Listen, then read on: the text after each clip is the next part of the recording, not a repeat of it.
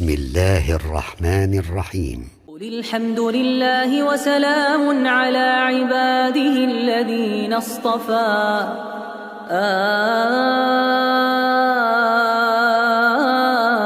الله خير أما يشركون أمن خلق السماوات والأرض وأنزل لكم من السماء